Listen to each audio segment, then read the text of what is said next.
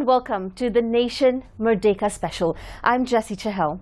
In conjunction with the month of Merdeka, I am privileged to speak to a global fashion icon from Penang, who is well known for his designer shoes adored by fashion-forward women and men around the world, including the late Princess Diana. His name is none other than Professor Dato' Jimmy Choo. Well, no further introduction is needed right here, because obviously he needs none, and he's with me in the studio today. Welcome to the show, Dato'. Thanks for being here. Good afternoon, JK. Many years ago we met each other, Now we say each other again. You look the same, never change. Oh my goodness, but first I need for your shoes to be zoomed in, because I sat here and I looked at your shoes and I said, of course you are Dato' Jimmy Choo. Dato', what does it feel like to be Jimmy Choo? Well, not everyone can be a Jimmy Choo.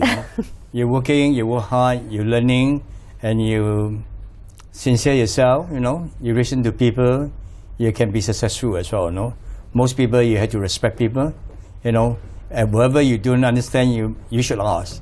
You never think you're the best, So if you learn, you ask, you can improve as well. But you have to think good as well, You have to creativity mind as well. Work hard is not enough. You have to have creativity mind, thinking about anything about new. So if I design a new shoe, I'm going to think about every year different season, Then I can improve. I can show to society. I can sell my shoe. So you must learn, must be kind to people, Respect your parent, respect your country, very important. Yes. All the friends is a good friend. That's right. I think that is very important, a great reminder, especially as we close into Merdeka, respect and having kindness for one another. We've obviously just been through a pandemic. How was the past few years for you? And you say that you're still very active in your mind, you're still thinking of the next vision, you're still doing it at this very this great age. In this day, I'm still working, although pandemics make life difficult and all things, but we're still working. We work at home, all the internet, all the social media, it's all online, everything as well. You never say, I cannot go on now, I wait for one or but you don't know how long will stop the case, you see. So we're doing our online show. I do my interview, everything's online as well. Right. So you must keep on going and never say, things are difficult now, midlife difficult, I cannot go out. You cannot blame everyone the same. The whole world the same. If you encourage yourself, if you encourage all your friends, your family, the whole world, things will move forward, you see. Speaking of the world, you are a global icon. It's a name everybody knows. And it has been, of course, for you with your traveling and your exposure as well. What is it outside looking in? How do you view Malaysia's fashion industry? Well, Malaysia fashion is very strong as well.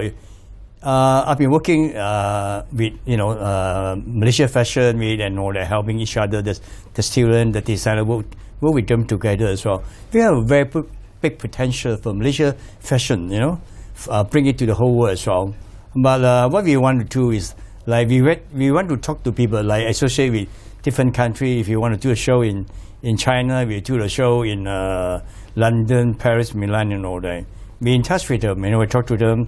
We go down there, we did a show and all thing as well.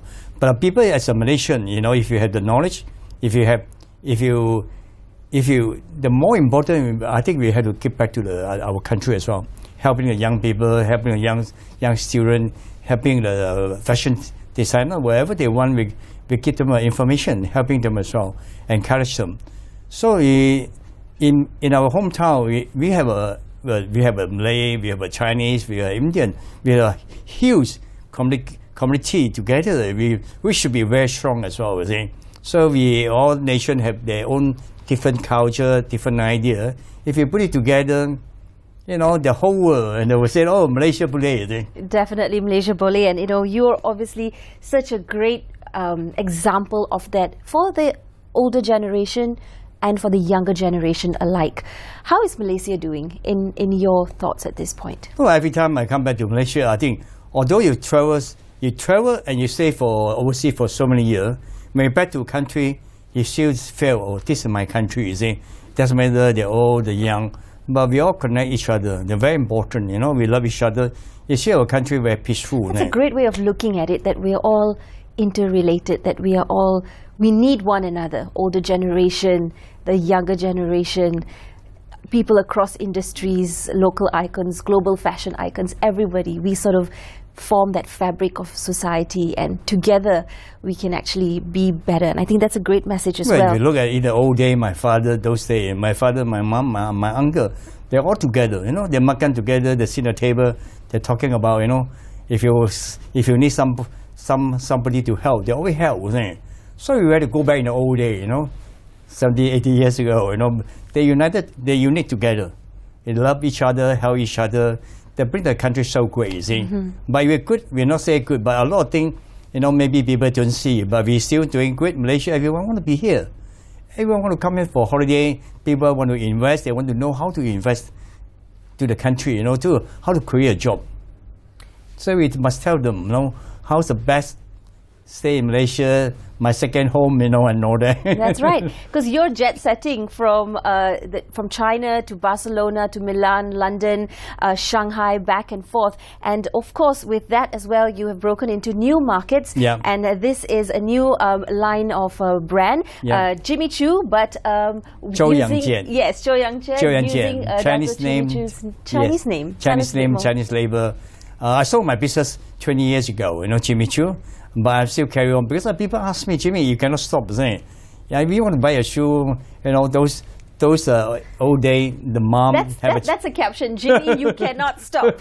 Yes. You say that all the children grow up now, they get married, they still want the service, they still want the design, you see. So I'm still carry on, you know. But most important, like in the education, very important for me. Education, take care of my family, take care of the country, very important, you know. Make the whole thing floating is very important, you think. What do you think of online fashion and fast fashion these days? And, you know, obviously there's a lot of new emerging markets where e-commerce is concerned and the youth wanting to be entrepreneurs in the fashion line, but bringing in sort of a new approach, a new flavor. How do you view that? Do you feel that it's lost some of its traditional values and aspects of the fashion industry? Well, because of COVID, you see, people cannot go out. 2.5 years, 3 years, people difficult to travel. So online is coming very strong as well. So they create online fashion, online shopping, and all thing as well. But I think that both are so good. But people want to go back to the real life. They want to go to shop. They want to feel the garment. They want to see the whole thing. You see, just like online teaching and you go to school and teaching, different feel. It's not they're not good. I think different feel as well. You see, you know. So it's online, they have the online good, but reality, if you go back to the real life, people want to feel the whole garment, want to see the real thing, you think. The touch and feel of you know, they want to feel the skill, they want to feel the creativity, you know, that's kind of the kind of feeling, you think. And so last year you launched a London fashion school that's called JCA Fashion London Fashion Academy, particularly to educate young designers. How is that doing now? Well, I think we're doing very well. We opened the school last year, September. My partners, Steven Smith and the partner Ha, they have a very good experience. They're teaching in the education industry for many years. They know a lot of people and all that thing as well. Since we have a saying we want to open a JCA, we have a lot of publicity all over the world. I went back 2 months ago. We have quite a tremendous student enroll our JCA Academy. I see very good, people happy. The best thing, because the JCA Academy is in the center of the London, opposite Vogue office in Hanover Square. Wow. If you come from Mayfair, Knightsbridge, Oxford Street or Regent Street, you all can come to the JCA school. See? Then our JCA school, we have a shop as well. We have a shop for the students finish the study, finish the BA or MA, they can have a show in our shop as well, just next to the school in the Bond Street. Wow. So it's the first academy have that kind of provide for the student. You know, they don't have to spend a lot of money, but they have a shop, they see a shop to show for them to show the garment, you know, the garment, the design and all that thing as well. So that covers sort of the last mile as well for them, that once they've graduated or they can actually put up a show or That's showcase their We have ideas. a show as well. This September, next month I go back. We have a fashion show for the students as well. So we keep them encouraged. We give them a platform. We give them experience to show them. So when they finish school, we're going to. They have to go to a shop, showing to the owner, said, "You would like to buy my garment, my design." But we have our own shop. You know, they can come to the shop. You know, the buyer, the media, everyone, they can come to JCA shop. We have all the up and coming student, the designers. That's right. Would that be something that you would be bringing to Kuala Lumpur or any other city here Well, in Malaysia? definitely, we're talking about. I mean, whatever I do something good outside country, I wish Malaysia can do as well. See, but I'm going to open my first shop, the tailor shop in Bangsa BSC. So there'll be people can see my design, and we can train a lot of students as well. We can train them. We get them the knowledge. We get them the idea how to do the show, how to do the selling, how to do the garment. I'm seeing an impending boom of the fashion industry right here. Once that is set up in next month? In fact, yes, not too next long month. ago. Then follow up in London. Yeah. Follow up, we'll be going back to London, open the shop as well. I talked to my the owner, the church commission. In the old day, 18 Corner Street, I had my own shop. But now we go back to the shop to do our garment, to do the attire, our wedding, our evening dress, everything over there. Right. So like more students can travel from Malaysia to London to train as well. That's what my vision. That's what I want. How are you perceiving or perhaps assisting the Malaysian family? We have this concept of Keluarga Malaysia. Yeah. And how are you accessing perhaps in terms of consultancy or advice for those already established designers there? Dato', I'm going to let you hold on that thought because we're going to take a quick break. When we come back, I discuss with Professor Dato' Jimmy Choo about Keluarga Malaysia, Merdeka, and being a global fashion icon. Be right back.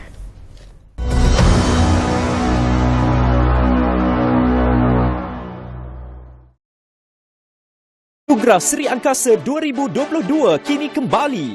Anugerah ini adalah satu pengiktirafan kerajaan melalui Kementerian Komunikasi dan Multimedia Malaysia (KCOM) untuk memartabatkan karyawan, penggiat dan kru di belakang tabir. Bertemakan kemuncak kecemerlangan, 72 kategori bakal dipertandingkan, termasuk kategori media sosial. Tarikh tutup permohonan 31 Ogos 2022. Layari www.anugerahsriangkasa.gov.my. Hello Kamil. Bos, saya nak minta cuti hujung minggu. Jelajah aspirasi keluarga Malaysia negeri Selangor. Saya kena pergi. Dekat sana ada pameran kementerian, bos. Menarik tu. Boleh tahu program kerajaan. Di jualan usahawan IKS dan jualan keluarga Malaysia, boleh belanja sakan. Serius, bos. Sukan rakyat pun ada. Ada karnival kerjaya jamin kerja keluarga Malaysia. Bos, kat sini? Mestilah. Saya pun tak sabar mau ke jelajah aspirasi keluarga Malaysia negeri Selangor. Dari 19 hingga 21 Ogos, 9 pagi hingga 9 malam. Dapat karnival pekarangan Stadium Shah Alam.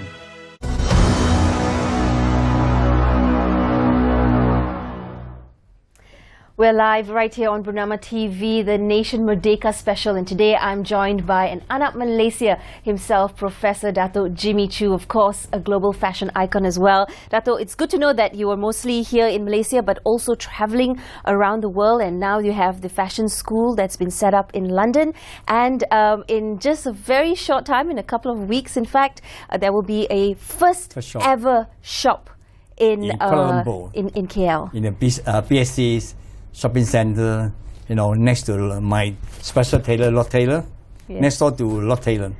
So that shop, what I want my own shop long time ago.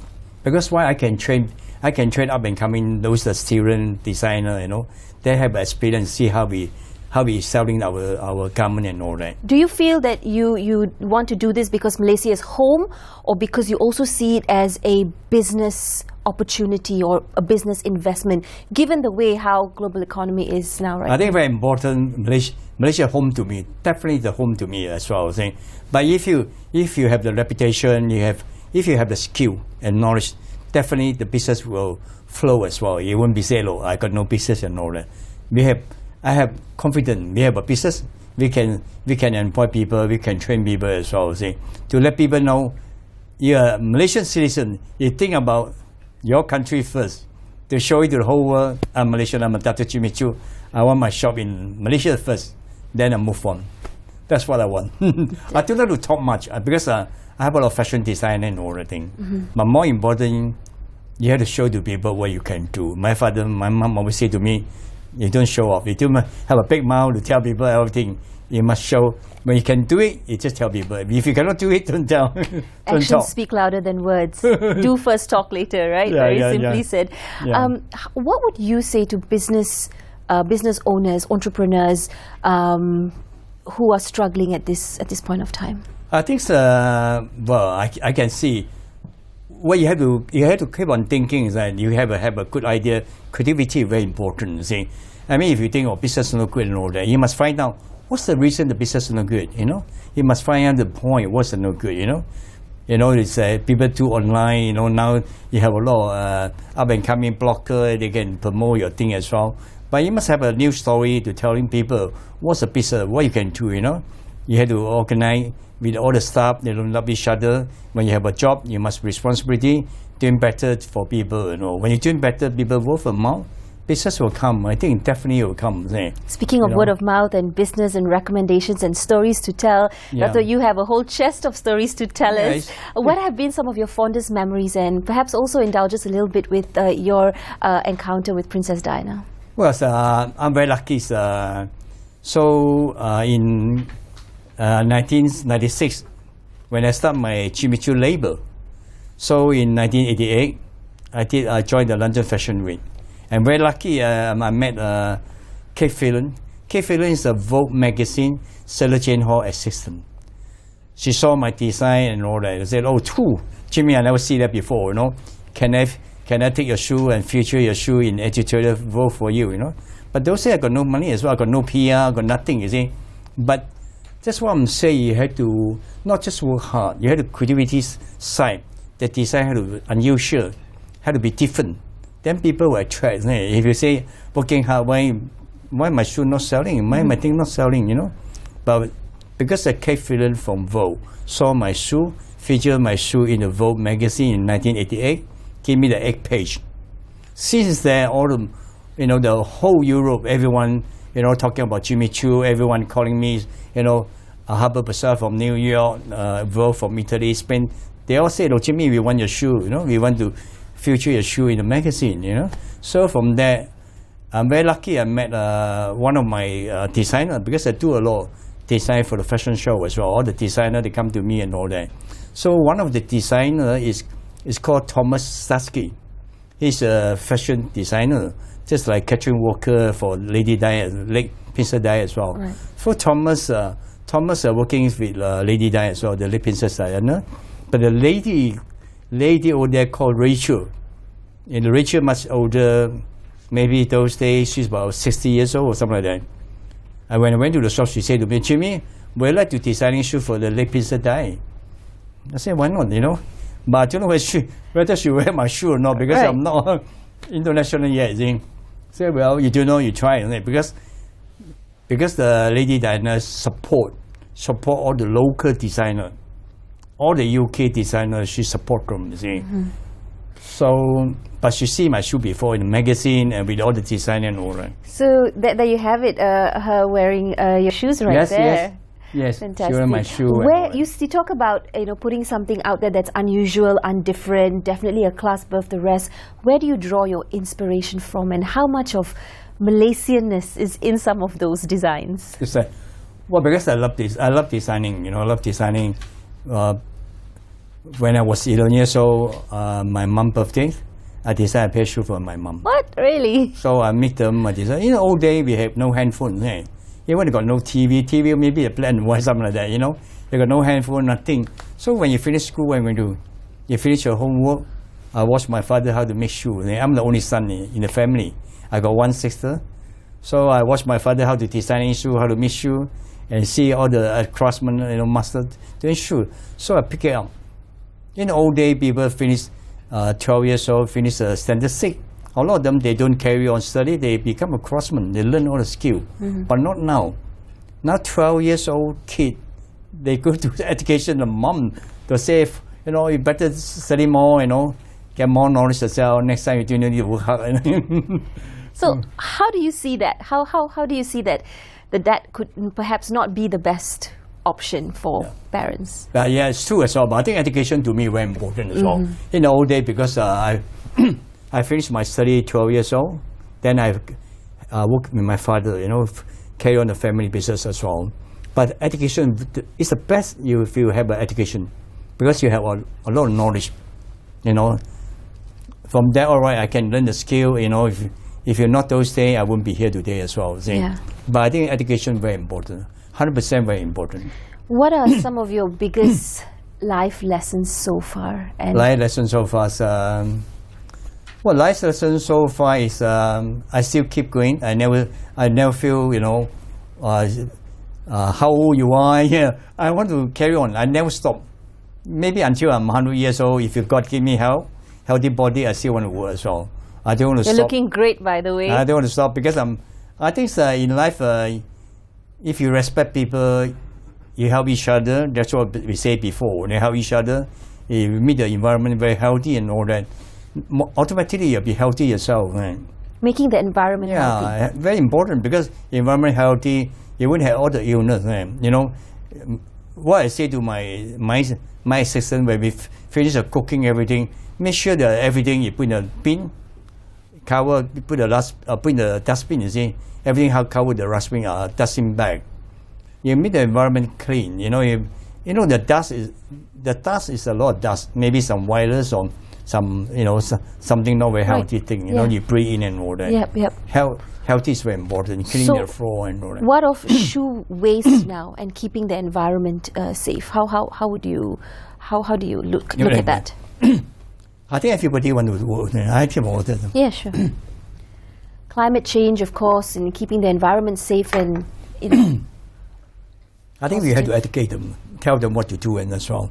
I think everyone had to follow up as well, not only myself. But if I'm a leader in the family, I will do my job as well. Not because I'm Jimmy Choo. I do washing up, I do ironing, I do cooking, all my stuff, finish a t-shirt, everything I have to wash as well. Maybe they say, that you do need to help. I'm still going to help. Everyone do a big, everyone how they bake. You make the environment very good as well. So you must educate them. Tell them what to do, how to preserve the tidy in the family, in the society, in the country. Very important as well. That's right. You don't throw rubbish everywhere. And every time I drink I buy a bottle of water and drink plastic. My daughter always say to me, "Why, Daddy, you don't keep the environment very tidy. You see all the plastic they throw everywhere, isn't it?" So remember, you have to keep the environment, society very tidy, very clean. Then we have a healthy body. Absolutely. It is our National Day, not too long to go now. The theme this year, Keluarga Malaysia Teguh Bersama, national unity, and it's of course a theme that is, was recorded back in 1970, and that was also a theme that extended to say Muhibah dan Perpaduan, or diverse and united. So these themes, of course, echoed sentiments of the moment or the current times. Dato', what are your thoughts of the importance of this year's message, and how do you view Keluarga Malaysia? I think all this year I've been looked through. I grew up in Malaysia. I'm very proud as a Malaysian as well. I think very important we have to respect each other.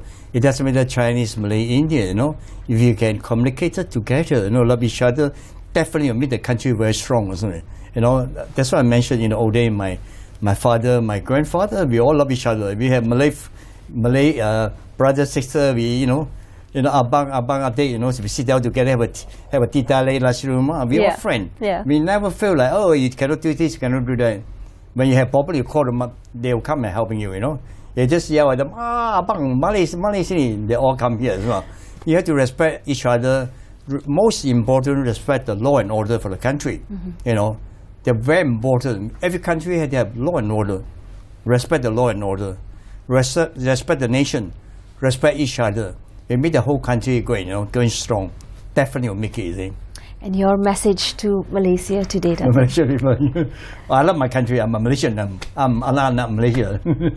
Wonderful. Well, thank you very much for Very coming in. much. And we did meet many years ago, and I hope in many more years to come we will definitely Well, meet again. Well, I hope I can be here next year again, because everyone want to celebrate, Merdeka Day, isn't it? Even right. if I'm not here in London, we also, go with in UK with the High Commissioner, National Day, we celebrate together as well, no? Kaluka Malaysia, Yeah. takut bersama. That's right. Dato', wishing you health, Thank you. wealth and happiness Thank and you. all that comes with Thank you. the good life. Thank And you. Thank you for making us very thanks proud. everyone watching this program. Best wishes. We all have to celebrate our Independence Day. Wherever you are, which country you are, remember you're Malaysian. We love our country. We love our nation. Thank you very much for watching. Well, Thank you that's very much, Jackie. all the time we have on today's episode. We were in conversation with global fashion icon Professor Dato' Jimmy Choo. We spoke about his journey as Anak Malaysia in making our country proud. Thanks for staying with me till the very end. I'm Jessie Chahal. Bye for now.